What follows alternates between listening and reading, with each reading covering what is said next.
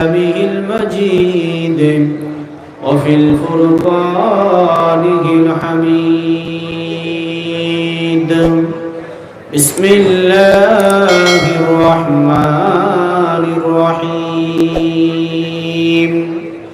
كتب عليكم الصيام كما كتب على الذين من قبلكم لعلكم تتقون.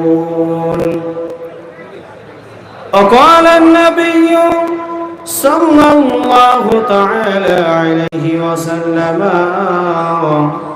من صام رمضان من أوله إلى آخره خرج من ذنوبه كيوم ولادته أمه.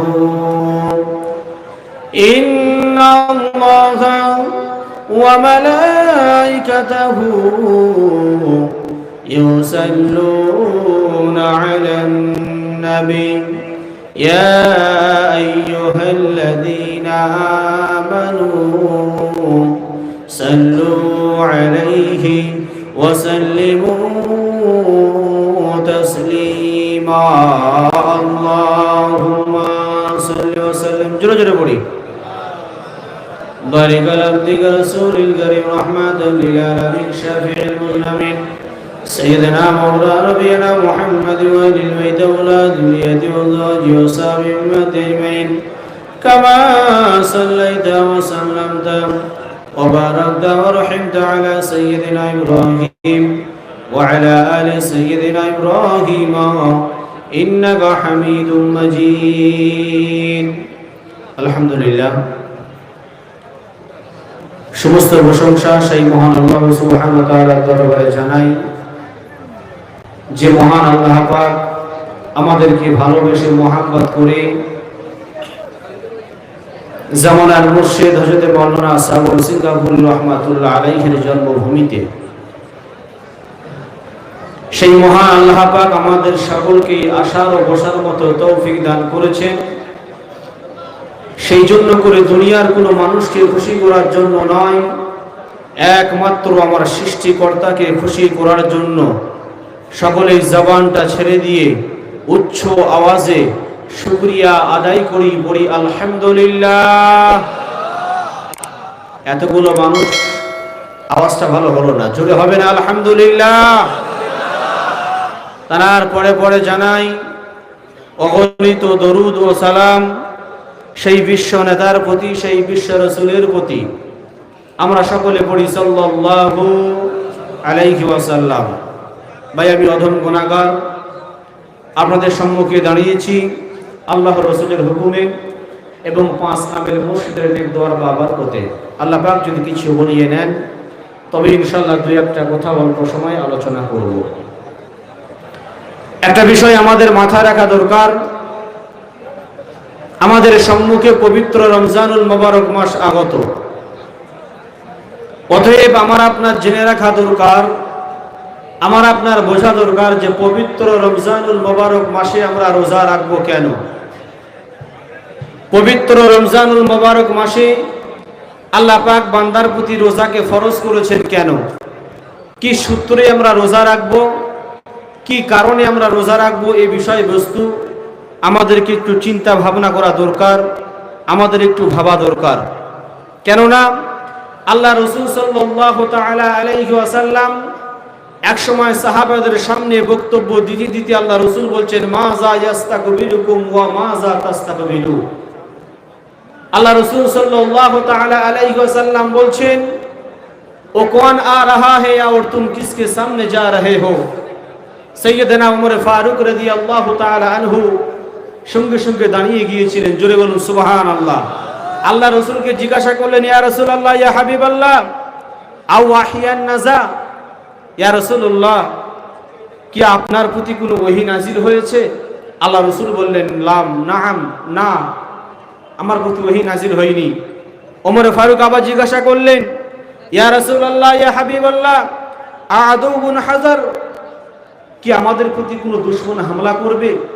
আল্লাহ রাসূল সাল্লাল্লাহু আলাইহি ওয়াসাল্লাম বললেন, লা, না, দুশমন হামলা করবে না। সাইয়েদনা ওমর ফারুক রাদিয়াল্লাহু তাআলা আনহু বলেছিলেন, ইয়া রাসূলুল্লাহ, তাহলে আমাদের সামনে কি আসতেছে? আল্লাহ রাসূল সাল্লাল্লাহু আলাইহি সাল্লাম বললেন, মাহে রমজানুল মুবারক মাস। জোরে হবে না? সকলে মিলে হবে না? আমার ভাইজানেরা, একটু গভীর মনোযোগ দিয়ে শুনে রেখে দিন বাবা। আল্লাহ পাক আল্লাহ তাআলা এই 12টি মাসের মধ্যে একটা মাস উম্মতি মুহাম্মাদের উপরে কেন বা রোজাকে ফরজ করে দিয়েছেন? কি ভিত্তিতে আল্লাহ পাক রোজাকে ফরজ করেছেন? ও ভাইজানেরা, একটু গভীর মনোযোগ দিয়ে শুনে রেখে দিন। আল্লাহ পাক আল্লাহ তাআলা উম্মতি মুহাম্মাদের উপরে একটা মাস রোজাকে ফরজ করে দিয়েছেন, অন্য কোনো উদ্দেশ্য নয়, অন্য কোনো কারণে নয়। আল্লাহ পাক আল্লাহ তাআলা বলেন, এই দুনিয়ার মানুষেরা তোমরা শুনে রাখো, একটা মাস তোমরা রোজা রাখবে, আমি আল্লাহ পাক তোমাদের সমস্ত গুনাহগুলোকে মাফ করে দেব। আর জোরে হবে না সুবহানাল্লাহ? ও ভাইজানেরা, আল্লাহ রাসূল আল্লাহর হাবিব এক সময় খুতবা দেওয়ার জন্য মিম্বারে পা দিলেন। আল্লাহ রাসূল আল্লাহর হাবিব বললেন আমিন। দ্বিতীয় ধাপে পা দিলেন। আল্লাহ রাসূল আল্লাহর হাবিব বললেন আমিন। তৃতীয় ধাপে পা দিলেন। আল্লাহ রাসূল বললেন আমিন। সাহাবায়ে কেরামরা প্রশ্ন করলেন, ইয়া রাসূলুল্লাহ, ইয়া হাবিবাল্লাহ, হুজুর, আপনি কোনো দিনের জন্য তো এমন দৃশ্য করেন নাই, আজকে মেম্বারে ওঠার সময় 1-2 বার নয়, বরঞ্চ 3-3 বার আমিন বললেন কেন? আল্লাহর নবী, আল্লাহর হাবিব, দুনিয়ার বাদশাহ হাবিবুল্লাহ জনাবে মুহাম্মদ রাসূলুল্লাহ সাল্লাল্লাহু তাআলা আলাইহি ওয়াসাল্লাম বলেন, ও আমার সাহাবীরা শোনো শোনো, এই মাত্র আল্লাহ পাকের ফেরেশতা এসে আমি রাসূলুল্লাহ আমার কাছে সংবাদ দিয়ে গেল। কি সংবাদ? আল্লাহর নবী বলেন, ইয়া রাসূলুল্লাহ, ইয়া হাবিবাল্লাহ, হুজুর, এই মাত্র আল্লাহ পাকের ফেরেশতারা জানিয়ে দিলেন, ওগো রাসূলুল্লাহ, আপনি জানিয়ে দেন, যারা দুনিয়ার জমিনেতে পবিত্র রমজানুল মুবারক মাস পেল আর রোজা রাখার পরে তাদের জিন্দেগীর গুনাহগুলোকে মাফ করতে পারলো না, তারা যেন দুনিয়ার জমিনেতে বরবাদ হয়ে যাক, ধ্বংস হয়ে যাক। ও ভাইজানেরা, আল্লাহ পাকের ফেরেশতারা যখন বলেছিলেন, ইয়া রাসূলুল্লাহ, ইয়া হাবিবাল্লাহ, হুজুর, তারা রমজান মাস পাবে, অথচ রোজা রেখে তাদের গুনাহগুলোকে মাফ করে নিতে পারল না। আল্লাহ পাক জানিয়ে দিলেন, মানুষগুলো দুনিয়ার জমিনে যেন বরবাদ হয়ে যাক, আমার আপনার রাসূল বলেছেন আমিন। ও ভাইজানেরা, বলার উদ্দেশ্য হলো আমার এটাই, আল্লাহ পাক আল্লাহ তাআলা পবিত্র রমজানুল মুবারক মাস দান করেছেন, অন্য কোনো উদ্দেশ্য নয়। আল্লাহ পাক জানিয়ে দিলেন, তুমি তোমাদের সমস্ত গুনাহ খাতাগুলোকে রোজার মাধ্যমে মাফ করে নেবে। যদি বলেন কোথায় প্রমাণ আছে যে রমজান মাসে রোজা রাখলে আল্লাহ গুনাহ মাফ করবে, রমজান মাসে রোজা আদায় করলে আল্লাহ গুনাহ মাফ করবে? পবিত্র হাদিস হযরত ইবনে মাসউদ রাদিয়াল্লাহু তাআলা আনহু قال قال رسول الله صلى الله تعالى عليه وسلم من صام رمضان من اوله الى اخره خرج من ذنوبه كيوم ولادته امه। হযরত মাসউদ রাদিয়াল্লাহু তাআলা হতে বর্ণিত আছে, রাসূল পাক সাল্লাল্লাহু তাআলা আলাইহি ওয়াসাল্লাম বলেন, রমজান মাসের প্রথম তারিখ থেকে নিয়ে শেষ তারিখ পর্যন্ত যে রোজা রাখবে আল্লাহ পাক তাকে বেগুনাহ মাসুম বানিয়ে দেবে। জোরে বলুন। ও ভাইজানেরা, মায়ের পেট থেকে যখন একটা বাচ্চা দুনিয়াতে ভূমিষ্ঠ হয়, বলেন কোনো গুনাহ থাকে? আরে জোরে বলুন। আমার ভাইজানেরা, একটু গভীর মনোযোগ দিয়ে শুনে রেখে দিন, রমজানুল মুবারক মাসে আপনি রোজা কেন রাখবেন, কি কারণে আপনি রোজা রাখবেন? আল্লাহ রাসূল আল্লাহর হাবিব বলেন, রমজানুল মুবারক মাসে প্রথম তারিখ থেকে নিয়ে শেষ তারিখ পর্যন্ত যে বান্দা বান্দিটা রোজা রাখবে, আমি রাসূলুল্লাহ জানিয়ে দিলাম, আমি হাবিবুল্লাহ জানিয়ে দিলাম, ওই বান্দাটার আমার আল্লাহ পাক সমস্ত গুনাহ খাতাকে মাফ করে দেয়। ও ভাইজানেরা, কেমন মাফ করবেন? ধরুন, যেমন দুনিয়ার জমিনেতে মায়ের গর্ভে হতে একটা শিশু সন্তান যখন জন্মগ্রহণ করে, ওই বাচ্চার যেমন কোনো গুনাহ থাকে না, ওই বাচ্চার যেমন কোনো পাপ থাকে না, আল্লাহ পাকের রাসূল জানিয়ে দেন, ওই শিশু বাচ্চার মতন রোজাদারদের আমার আল্লাহ পাক বেগুনাহ মাসুম বানিয়ে দেয়। জোরে বলুন না সুবহানাল্লাহ।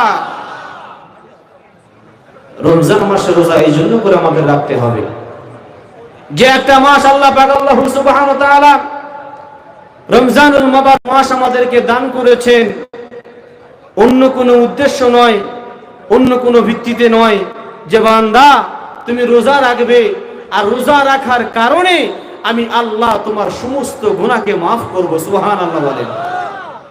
আমরা অনেক মানুষ তো আছি রোজা রাখতে চাই না, কথা ঠিক না বেটি? অনেক মানুষ বলে যার ঘরে চাল আছে সে রোজা রাখবে কেন, যার ঘরে চাল নেই সেই রোজা রাখবে। আহারে, এই রোজাটা কেন ফরজ করেছেন আমার ভাইরা? এর একের পর এক যদি তাফসীর করা যায়, রোজা সম্পর্কে বলে আমার মতো বাবুরানি শেষ করতে পারবে না। আল্লাহ রাসূল সাল্লাল্লাহু আলাইহি ওয়াসাল্লামের হাদিসকে মিথ্যা প্রমাণ করার জন্য বড় বড় বৈজ্ঞানিকরা, বড় বড় সায়েন্টিস্টরা, বড় বড় বিজ্ঞানীরা তারা রিসার্চ করতে লাগলো যে আল্লাহ রাসূল সাল্লাল্লাহু আলাইহি ওয়াসাল্লাম বলেছেন, রমজান মাসে যারা রোজা রাখবে আল্লাহ পাক তাদের সমস্ত রোগ থেকে আল্লাহ মুক্ত দান করবে। জোরে বলুন। বিজ্ঞানীরা, বৈজ্ঞানিকরা, সায়েন্টিস্টরা রিসার্চ করছেন আমার রাসূলকে মিথ্যা প্রমাণ করার জন্য। রিসার্চ করতে করতে করতে তারা সত্য প্রমাণ করলো যে আল্লাহ রাসূল যেটাই বলে গেছেন সেটাই হলো সত্য। মানুষ যখন রোজা রাখে তার সমস্ত রোগ আল্লাহ ভালো করে দেয়। জোরে বলুন। ভাই, রোজা কেন আপনি রাখবেন? আমাদের শরীরের ভেতরে ছোট্ট একটা মাংস আছে, গোস্ত আছে। বলা হয়েছে এই মানুষের গোস্তরা যখন বেশি বেশি করে বেড়ে যায়, দুনিয়ার জমিনে সে তত রোগগ্রস্তর মধ্যে পড়ে যায়। রোজা রাখার কারণে বড় বড় বিজ্ঞানীরা কি করলেন, তারা রিসার্চ করে বার করলেন যে মানুষ যখন সকাল থেকে নিয়ে সন্ধ্যা পর্যন্ত ভুকা থাকে, মানুষ যখন ক্ষুধার্ত থাকে, ওই গোস্তটা আস্তে আস্তে আস্তে কমে যায়। আর কমে যাওয়ার কারণে আল্লাহ পাক তাদের সব রোগকে ভালো করে দেয়। জোরে হবে না? আর একটু জোরে হবে না? রমজান মাসে এই জন্য করে আমরা রোজা রাখবো। আল্লাহ পাক আল্লাহ সুবহানাহু ওয়া তাআলা বলেন, আস-সাওমুলি, রোজা হলো আমার, আমি আমার বান্দার আমি নিজ হাতে এর প্রতিদান দেব। জোরে বলুন। আমার ভাইজানের এর অর্থ এটা নয় যে রোজা রেখেছি বলে আল্লাহর কাছে বিল্ডিং বালাখানা চাইবো, আল্লাহর কাছে টাকা পয়সা চাইবো না। আল্লাহর কাছে একটাই আমাদের চাওয়া পাওয়া, আল্লাহ রোজা যেমন রেখেছি আপনার ওয়াদা মোতাবেক আপনার জান্নাত নসিব করুন। জোরে বলুন। আমার জ্ঞানী গুণী শ্রদ্ধেয় মুমিন মুসলমান বাবাজি ও ভাইয়েরা, আমাদের মাথায় রাখা দরকার যে আমাদের সম্মুখে পবিত্র রমজানুল মুবারক মাস আসতেছে। আমাদের চিন্তা করতে হবে যে এই রমজান মাসে কি কাজ করলে আমাদের আমল নামায় বেশি বেশি করে সওয়াব লেখা হয়। করবো তো নাকি? ইনশাআল্লাহ আমি বলবোই করি। আমরা চেষ্টা করব যে রমজান মাসে কি কাজ করলে আল্লাহ পাক আমাদের আমল নামায় নেকিতে ভরপুর করে দেয়। কি বিষয়ে? হাদিস শরীফের মধ্যে পাওয়া যায়, আল্লাহ রাসূল সাল্লাল্লাহু তাআলা আলাইহি ওয়াসাল্লাম বলেন যে কাল কিয়ামতের ময়দানে এই রোজা এবং কোরআন শরীফ মানুষকে জান্নাতের পথ দেখাবে। জোরে বলুন। আর জোর করে বলুন না সুবহানাল্লাহ। কি বলেছে? যে পবিত্র রমজান মাস এবং পবিত্র কোরআন মানুষকে জান্নাতের পথ দেখাবে। কাল কিয়ামতের ময়দানে আল্লাহ সুবহানাহু ওয়া তাআলার কাছে এই কোরআন এবং এই রমজান মাস তাদের কাছে আল্লাহর কাছে কি করবেন? আমার আপনার জন্য সুপারিশ করবে। সুবহানাল্লাহ। আমার ভাইজানেরা, সেই জন্য করে জামানার মুর্শিদ আল্লামা সুফি মুফতি আজান গাছি রহমাতুল্লাহ আলাইহি আমাদের সম্মুখে ছোট্টতম একটা কোরআনের ওজিফা দিয়েছেন। বাবারা, নামাজের সাথে সাথে 1-2 মিনিট হলেও এই কোরআনের ওজিফাটা তোমরা আমল করো, কেননা এই কোরআন শরীফ একদিন তোমাদের জন্য কাল কিয়ামতের ময়দানে সুপারিশের কারণ হয়ে যাবে।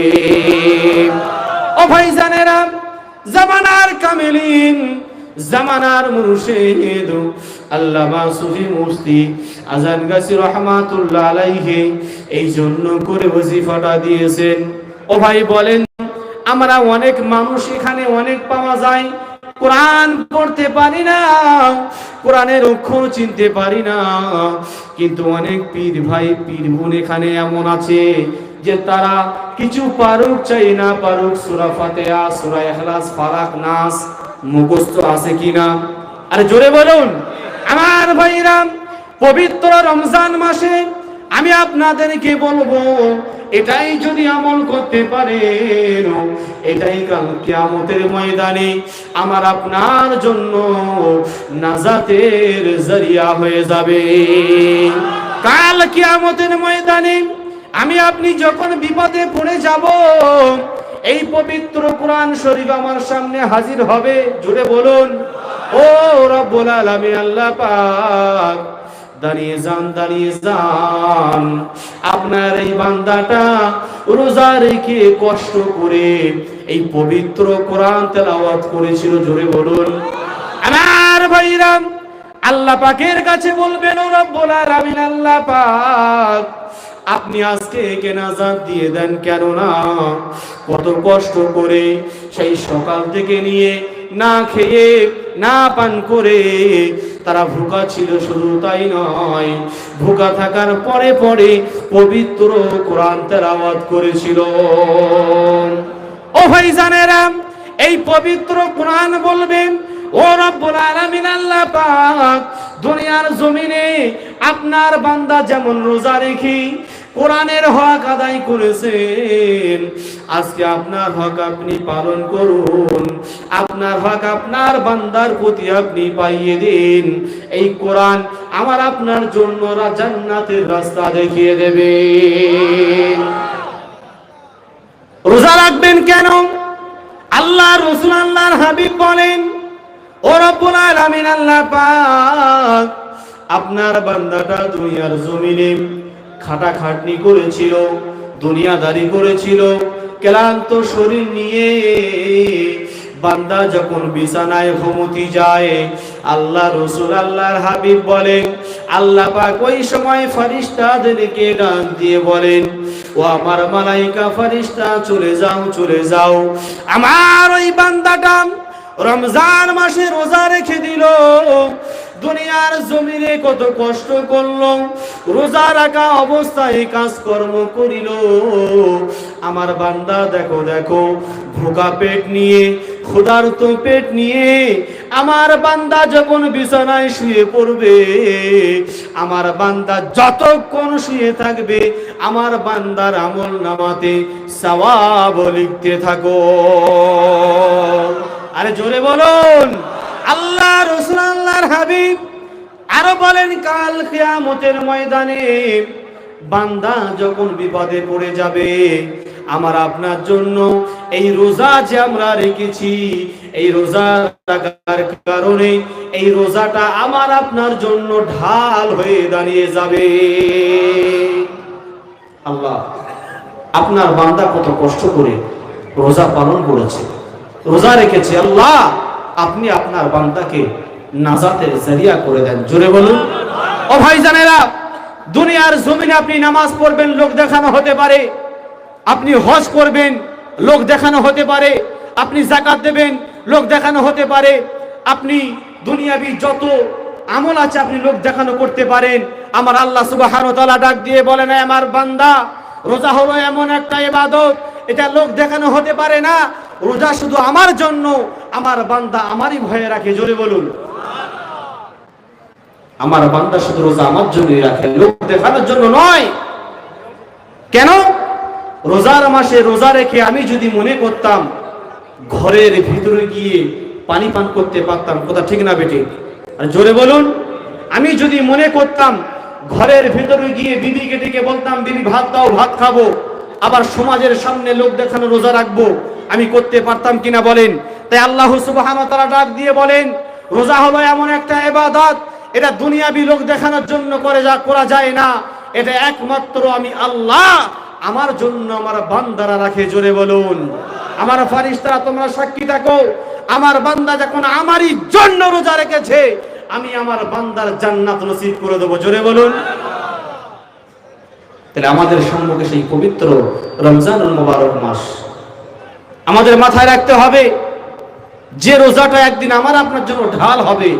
কিন্তু আমরা মানুষ রমজান মাসে রোজা রাখতে চাই না কেন? এই রমজান মাস বান্দার প্রতি আল্লাহ পাক রহমত দিয়ে ভরপুর করে দেন।